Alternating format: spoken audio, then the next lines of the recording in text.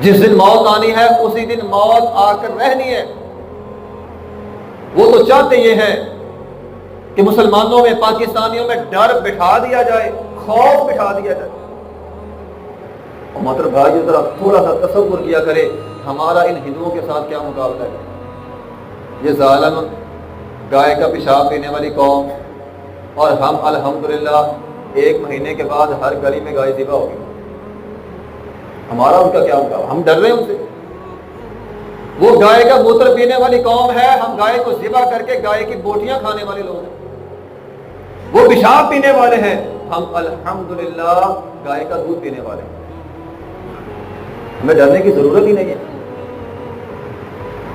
लोग नुकसान को लेकर बड़े परेशान हैं।